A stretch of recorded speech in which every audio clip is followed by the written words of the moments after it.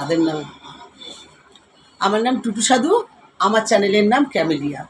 আমি যে এইমাত্র একটা উপন্যাস বললাম, এটা হচ্ছে সেকেন্ড ব্লগ।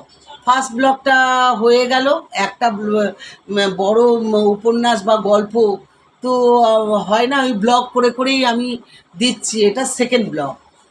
আর মধু সোনার চামচ নিয়ে মুখে জন্মেছিল, মুখে সোনার চামচ নিয়ে জন্মেছিল। তার বাবার 4-4টে বাড়ি, 3-3টে পুকুর, তাদের খাবার হোটেল, তাদের পাইকারি স্টেশনার দোকান, তাদের বাড়িতে কাজের লোক, তার খাওয়া পড়া মাখার কোনো কষ্ট থাকেনি, বাড়ির কাজের লোকের কোনো অভাব থাকেনি। আর সে কোনো অভাব নিয়ে জন্মায়নি। তবে একটা জিনিস সে নিয়ে জন্মায়নি, সেটা কি বলুন তো? গুড লাক, মানে ভালো ভাগ্য। বলে না ওই যে নসিব আপনা আপনা, ও সেটাই নিয়ে জন্মায়নি। রূপ নিয়ে জন্মেছে, গুণ নিয়ে জন্মেছে, প্রতিভা নিয়ে জন্মেছে, কিন্তু তার ওই ভালো ভাগ্য নিয়ে জন্মায়নি। আর একটা জিনিস নিয়ে জন্মেছে, সে একটা সতীন নিয়ে জন্মেছে। হয়তো বলবেন জন্মের পর থেকে আবার সতীন কি করে এলো? হয় সতীন হয়। সে আগে বুঝতো না, এখন বোঝে। কি বলুন তো? তার জন্মাবার 2 বছর আগেই তার দিদি হয়েছিল। ওই দিদিই তাকে সতীনের মতো অত্যাচার করতো, প্রচণ্ড অত্যাচার করতো। মধু খুব সরে সরে থাকতো, কিন্তু দিদির অত্যাচার থেকে পার পেত না।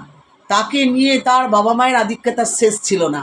সে যত মামার বাড়ি, মাসির বাড়ি, পিসির বাড়ি যখন যেত, সে সকলের নজর কাড়ত, কিন্তু তার মা খুশি হতো না খুব একটা। তারা সবসময় চাইতো যেন তার প্রথমকার মেয়ে যেন সবসময় ফার্স্ট প্রেফারেন্স পায়।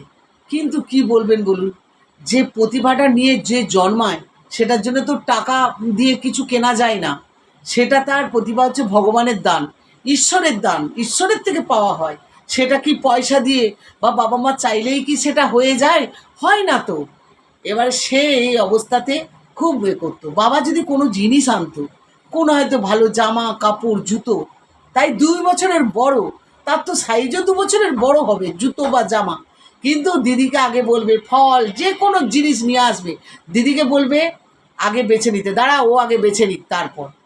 আরে বাবা, দোকানের প্যাক করা জিনিস এটা আবার বাছার কি আছে? না, তাই ওকে আগে বাছতে হতো। ও আগে বাছতো, তারপরে বেছে নেবার পর তারপরে মধুর সেটা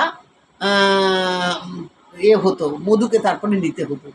এইভাবে দীর্ঘদিন ধরে চলে আসছে, একদিনও বন্ধ হয়নি। এইভাবে দীর্ঘদিন ধরে মধু মেনে